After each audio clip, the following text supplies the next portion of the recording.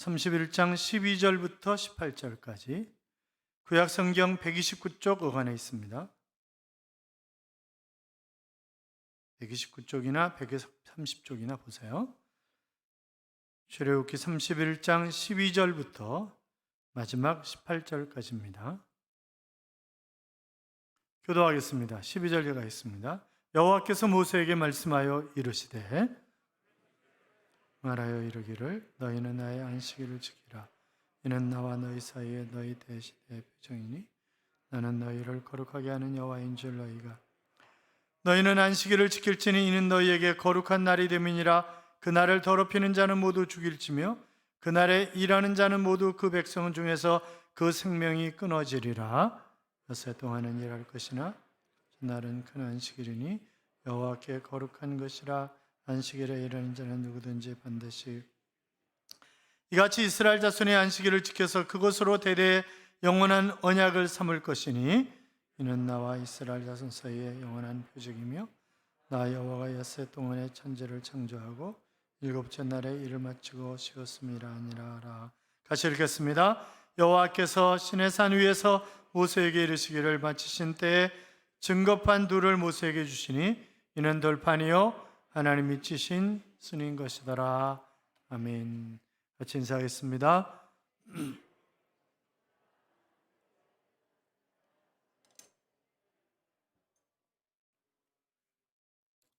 위층에서 잘 안 하셔서 다시 하겠습니다. 주의 이름으로 잘 될 것입니다. 더 잘 될 것입니다. 끝없이 잘 될 것입니다. 아멘. 예배의 자리에 함께 하신 여러분, 하나님께서 이 한 주간도 동행하심으로 잘 되는 행복한 한 주간의 삶이 될 줄로 믿습니다. 사람들은 물건을 살 때 명품을 좋아합니다. 저도 제가 산 것은 아니지만 명품 몇 가지를 가지고 있습니다. 돌아가셨지만 일교 어르신께서 유럽 여행을 다녀오시면서 명품 목도리를 사다 주신 것이 있어요. 또 고등학교 때 교장 선생님이 이건 내가 할 게 아니라고 이러면서 명품 목도리를 하나 주신 것이 있습니다. 물론 제 아내는 꼭 군 고구마 장사가 하는 것 같다고 그렇게 얘기를 하지만 신발도 그렇고 몇 가지가 있어요. 돈이 있다면 루이비통이라든지 샤넬이라든지 버버리라든지 프라다라든지 구찌라든지 또 뭐가 있죠? 페라가몬가 그런 명품을 사려고 합니다. 물론 지금은 이제 국산이 너무 좋기 때문에 해외 나가도 사올 것이 없습니다. 너무 좋으니까. 요새는 돈이 없어서 그 국산을 못 사잖아요. 한우도 비싸서 못 먹잖아요. 우리가 한우 먹고 싶어도. 그래서 수입 소고기 사 먹잖아요. 차도 국산차가 너무 비쌉니다. G90 이런 거는 1억이 넘어가니까 G80 일렉트릭 이런 것도 9천만 원이 넘습니다. 그리고 외제차는 싼 것들도 많죠, 굉장히.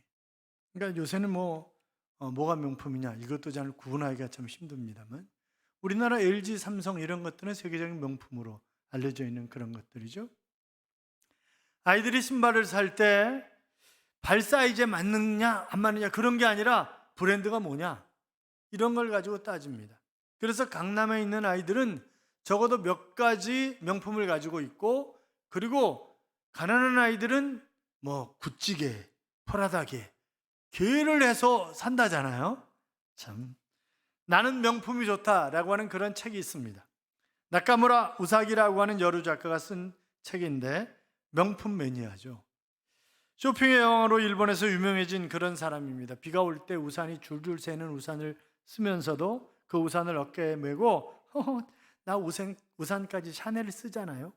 이렇게 얘기하는 여자입니다.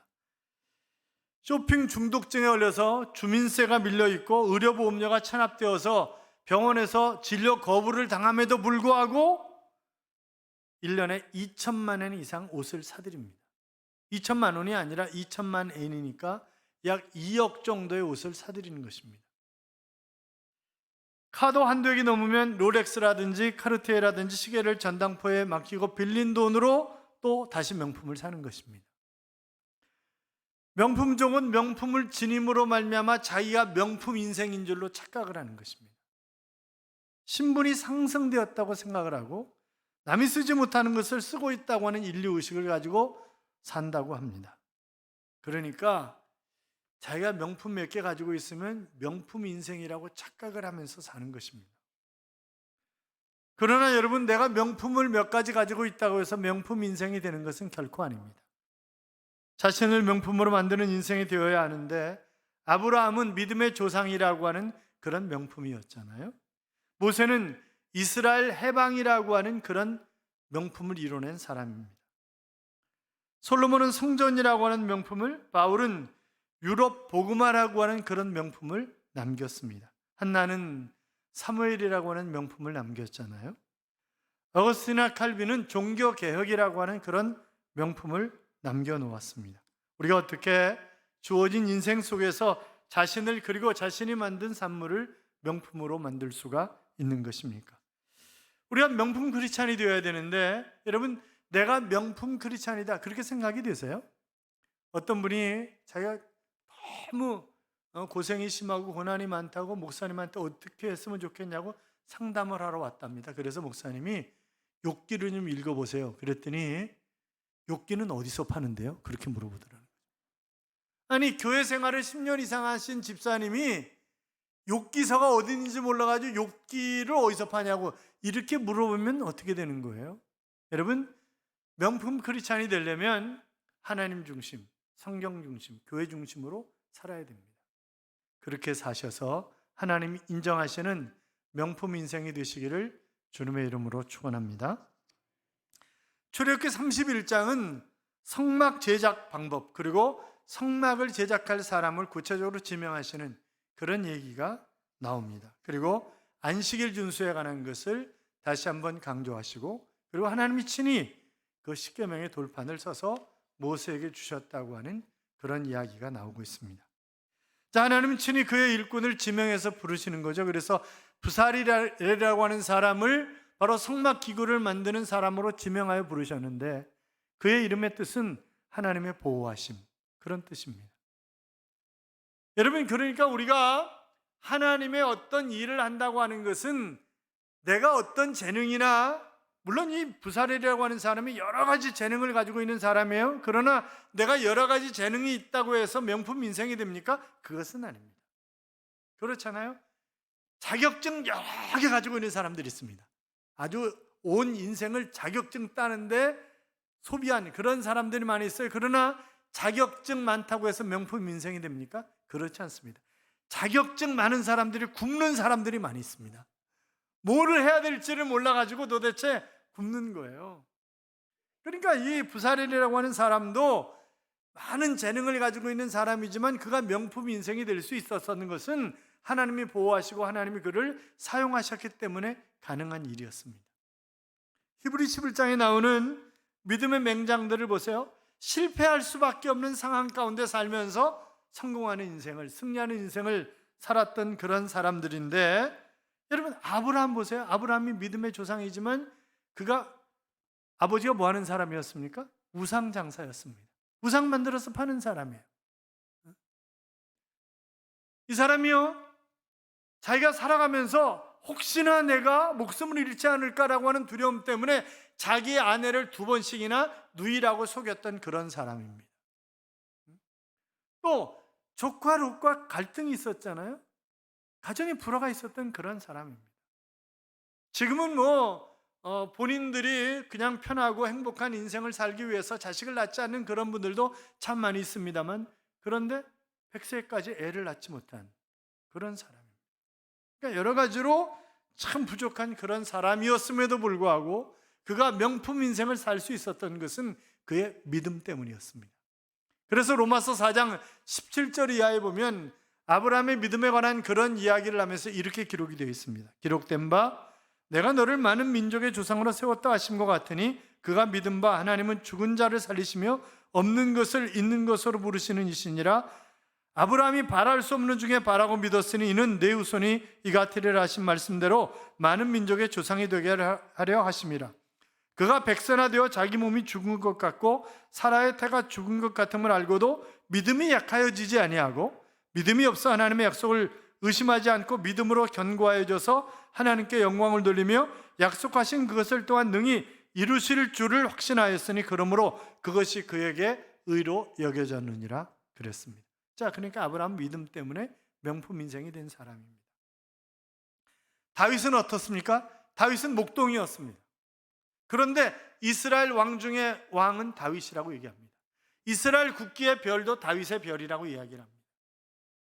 여러분, 다윗이 아버지도 인정하지 않는 아들이었어요. 그렇잖아요. 사무엘이 와서 이새의 아들들에게 누가 왕으로 세우는 것이 하나님의 뜻일까 생각하면서 볼 때 다 아니에요. 또 아들 또 없냐 그러니까 하나 들판에 있는데 그놈은 아니라고. 그러니까 아버지도 인정하지 않는 아들이 다윗이었어요. 그럼에도 불구하고 그가 명품 인생으로 우뚝 설 수 있었던 이유도 그의 믿음 때문이었습니다. 골리앗과의 싸움에서 잘 알잖아요. 이렇게 얘기를 하죠. 다윗이 블레셋 사람에게 이르되, 골리앗에게 하는 얘기예요. 너는 칼과 창과 단창으로 내게 오거니와 나는 만군의 여호와의 이름 곧 내가 모욕하는 이스라엘 군대의 하나님의 이름으로 내게 가노라. 팍 돌릴 때 팍 맞아가지고 골리앗을 쓰러뜨리고 이스라엘이 전쟁에서 승리하게 만드는 것을 볼 수 있습니다. 사람들이, 이 여자들이 노래를 하면서 사울은 천천히요 다윗은 만만이라 그러면서 결국 그가 세워져 가는 그런 모습을, 그래서 그는 왕중의 왕으로 명품 인생으로 우뚝 서게 되는 것을 보게 됩니다. 자, 하나님은 부사레를 지명하셔서 부르셔서 성막기구를 만들게 하시는데 그를 돕는 사람으로 오홀리압이라고 하는 사람을 부르십니다. 그는 하나님은 나의 장막이라고 하는 그런 의미를 가진 이름입니다. 자, 그러니까 하나님이 부사레를 부르시고 부사레를 돕는 사람으로 오홀리압을 부르시고 이 부사렐과 오홀리압이 일을 할 수 있도록 많은 사람들을 그에게 붙여주십니다. 자, 그러니까 하나님은 어떤 일을 맡기실 때 그를 돕는 사람들을 많이 붙여주셔서 다양함 속에서 하나 되어 일을 만들어 가도록 하시는 그런 하나님이라고 하는 사실을 우리가 확인할 수 있는 것입니다. 여러분, 하나님이 어떤 일을 하시려고 나를 부르시잖아요. 그러면 내가 기꺼이 그것을 긍정적으로 받아들이는 것입니다. 아, 하나님이 나를 세워주시기 위해서 이렇게 일을 맡기셨구나. 뉴욕 컬럼비아 대학교의 사회심리학 교수팀이 실험을 했어요. 지갑을 길거리에 떨어뜨려 놓고 그 지갑 안에 신분증이 있으니까 그 신분증과 지갑을 과연 몇 %가 그 집으로 보내줄까라고 하는 실험을 했는데 45%가 그 지갑에 있는 주소로 보내왔습니다. 그런데 6월 4일이라고 써놓은 그런 지갑을 몇 개 그 안에 넣어놨는데 그 지갑은 하나도 돌아오지 않았습니다. 그 6월 4일은 그 케네디 대통령의 동생인 로버트 케네디가 살해당한 그런 날입니다. 로버트 케네디는 당시에 최고 인기 절정이었습니다. 그런데 바로 차기 대통령 후보인 동생이 죽은 것입니다. 그 죽은 날이에요. 여기서 심리학자들은 나쁜 소식을 접한 사람들의 행동이 과연 어떻게 나타나는가라고 하는 것을 조사하기 시작한 것입니다. 그런데 나쁜 소식을 접한 사람들이 6월 4일 이거 로버트 케네디 죽은 거잖아. 아무도 안 돌려주는 거죠. 아무도 안 돌려보내는 거예요. 그러니까 긍정적인 소식을 접한 사람들은 좋은 방향으로 사람이 움직이지만 그러나 부정적인 소식을 접한 사람들은 나쁜 방향으로 사람이 움직여가기 시작한다는 거예요. 그렇기 때문에 우리가 내 주변 사람에게도 그렇고 특별히 자식들에게 좋은 얘기를 늘 해야지 나쁜 이야기를 하면 그 자식이 온전하게 설 수가 없다고 하는 것입니다. 너는 걱정하지 마. 하나님 너와 함께 하시잖아. 엄마가 기도하고 있잖아. 너를 위해서. 너는 틀림없이 잘 될 수밖에 없는 아이야. 이렇게 얘기를 해줘야지. 너 도대체 그러다가 뭐가 되려고 그러냐 도대체. 그러면서 너는 뭐 옛날부터 그랬잖아. 넌 싹시 노래. 걔는 노랗게 잘하는 것입니다. 그걸 우리가 잘 해야 되는 거예요. 사랑하는 성도 여러분, 좋은 소식이냐 나쁜 소식이냐에 따라서 삶의 태도가 아니 인생 전체가 송두리째 얼마든지 바뀔 수 있다고 한다면 우리가 모든 것을 다 긍정적으로 생각을 하는 거예요. 좋게 생각하는 거예요. 필요하니까 하나님이 나에게 이 일을 시키시는 것이다. 그렇게 생각하는 거예요. 제가 늘 말씀드리잖아요. 제가 군대 갔을 때도 그렇고 어떤 일을 내가 이건 해야 할 일이 아닌데 왜 나한테 이게 떨어지나. 그런데 하나님이 학교에서 교수로 쓰시기 위해서 이것저것 쓰시기 위해서 미리 훈련을 시키신다고요. 필요하니까 하시는 거예요. 사랑하는 여러분, 부사렐과 오홀리압에게 하나님의 일을 맡기시고 그들을 명품 인생으로 만들어 가셨던 것처럼 하나님께서 여러분을 명품 인생으로 만들어 주실 줄로 믿습니다. 그 다음에 이제 오늘 우리가 읽은 본문의 이야기는 안식일을 지키라라고 하는 그런 안식일 준수 명령에 관한 그런 얘기예요. 마태복음 22장 32절부터 40절까지 보면 한 율법사가 예수님을 시험하기 위해서 이런 질문을 합니다. 선생님, 하나님이 주신 계명 가운데 가장 큰 계명이 뭡니까? 이렇게 묻는 거예요. 자, 뭐 하기 위해서 묻는다고요? 예수님을 시험하기 위해서. 그 의도를 예수님이 너무나 잘 알고 계시는 거예요. 그러니까 첫째 계명이 제일 크다 그러면은 그럼 나머지 뭡니까? 이렇게 틀림없이 나올 거거든요. 그러니까 그 설명을 37절부터 하시면서 첫째 되는 계명은 하나님을 사랑하는 것이고 둘째는 내 이웃을 내 몸과 같이 사랑하는 것이다. 그렇게 말씀을 하셨어요. 그거는 10계명을 딱 요약해서 하신 말씀이에요. 1계명부터 4계명까지는 하나님을 사랑하는 계명이고 5계명부터 10계명까지는 바로 인간을, 이웃을 내 몸과 같이 사랑하라고 하는 그런 계명이거든요. 그런데 여러분, 우리가 가만히 생각해 볼 중에 하나가 4계명이 안식일을 지키라고 하는 그런 명령인데 이것이 굉장히 중요한 계명 가운데 가장 많은 부분을 할애해서 말씀하고 계시는 부분이 4계명에 관한 이야기인데 우리는 4계명을 어기는 것에 관해서 별로 죄라고 생각하지도 않고 살아가고 있다고 하는 것이 굉장히 큰 문제입니다. 사실 인간의 비극과 슬픔과 고통은 다 계명을 어기는 데서 오는 것들이잖아요. 보면 그렇잖아요. 하나님을 사랑하지 않고 이웃을 사랑하지 않고 그런 데서 오는 비극들, 그런 것들 아니겠습니까? 출애굽기 20장에 보면 네 구절이 안식일에 관한 그런 구절이 나옵니다. 신명기 5장에도 네 구절에 관한 그런 얘기가 나옵니다. 그러니까 제2계명을 제외한 다른 모든 계명은 한 구절씩 할당된 아주 짧은 그런 이야기로 되어 있습니다. 살인하지 말라, 간음하지 말라, 도적질하지 말라, 아주 간단하게 되어 있는 것들이에요. 그런데 4계명은 사용된 단어가 굉장히 많습니다. 자, 이거 누가 쓰셨어요? 하나님이 친히 쓰셨어요. 그러니까 하나님이 많은 단어를 사용해서 많이 쓰셨고 성경 여러 군데 안식일에 관한 이야기를 하고 계시다는 이야기는 그만큼 안식일을 지키는 것이 중요하다, 그런 얘기를 하고 계시는 거잖아요. 그렇잖아요. 그 출애굽기에 5번이나 반복되고 있는데 처음 언급된 것이 출애굽기 16장 21절부터 30절까지입니다. 만나를 거둘 때, 자, 이스라엘 백성들이 광야에서 40년 동안 생활하면서 그들이 농사 지은 거 아니잖아요. 그날 밤새 하나님이 새벽에 만나를 내려주시면 그 만나를 수거해다 먹는 거란 말이죠. 그런데 주일부터 목요일까지는 매일 가서 만나를 거두는 거예요. 다만 금요일 날은 뭐예요? 이틀치를 거둬내는 거예요. 토요일, 원래 금요일 해질 때부터 토요일 해질 때까지 이스라엘에서는 안식이래요, 그날이. 그러니까 금요일 날 아침에 나가서는 이틀 먹을 걸 거두라는 거예요. 다른 날 나가서 이틀 먹을 걸 거두면 썩는 거예요, 그거는. 그런데 금요일 날 나가서 이틀 먹을 걸 거두면 안 썩어. 왜? 안식일 날은 일하지 말라. 나가서 거두는 것도 일하는 거라. 일하지 말라는. 그래서 하나님이 안 썩게 해주신 거예요. 그런 얘기를 하고 있어요.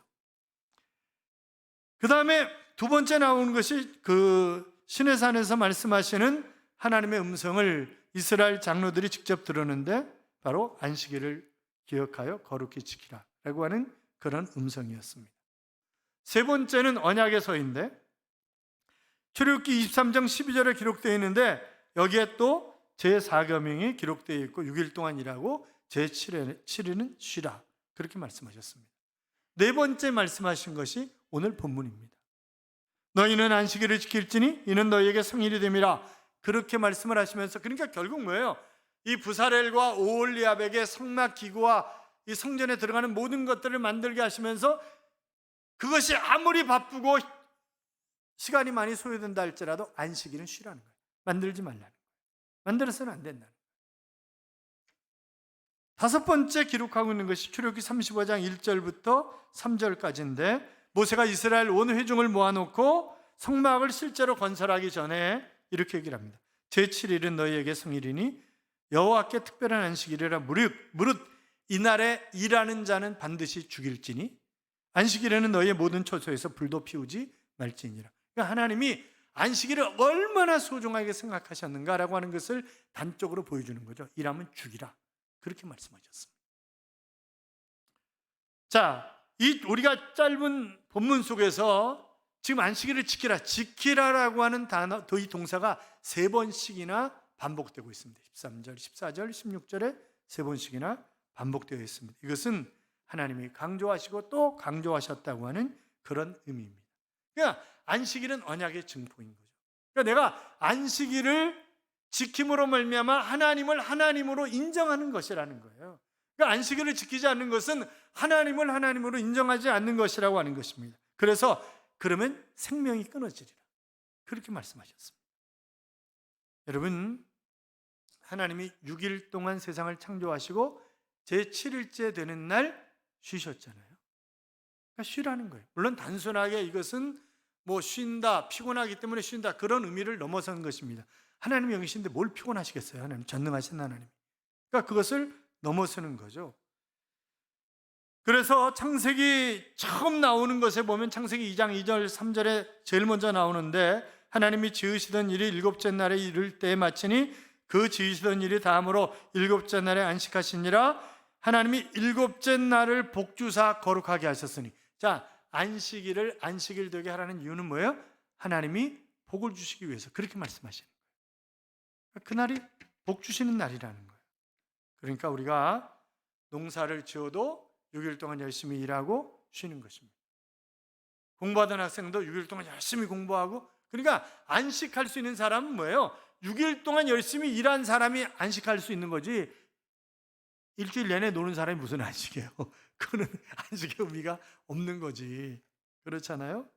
그래서 출애굽기 20장 19절 이하에 보면 엿새 동안은 힘써 내가 일을 행할지니 그러나 제7일은 너희 하나님 여호와의 안식일인즉 너나 내 아들이나 내 딸이나 내 남종이나 내 여종이나 내 육충이나 내 문 안에 유하는 객이라도 아무 일도 하지 말라, 그렇게 기록되어 있습니다. 자, 그러니까 결국 안식일은 누구 거라는 거예요? 하나님 거라는 거예요. 하나님을 위해서 일하라, 그렇게 말씀을 하셨어요. 부득불 주일에 일할 수밖에 없는 분들이 있습니다. 아침에 막 부지런히 와서 아침 7시 예배를 드리고 가고 또 아침 9시 예배를 드리고 막 총총걸음으로 가는 거 보면 목사로서 마음이 참 아프죠. 이렇게 쉬면서 예배를 드리고 이렇게 경건하게 보내야 되는데 그러지 못하고 일터에 나갈 수밖에 없는 그런 안타까움, 이런 것들이 참 마음을 아프게 합니다. 두 사람이 도끼질을 하는데 한 사람이 6시간 일하고 한 사람 1시간 쉬는 거예요. 한 사람은 하루 종일 일하는 거예요. 그런데 일한 그 양이 누가 더 많을까요? 6시간 일하고 1시간 쉰 사람이. 이게 말이 되냐?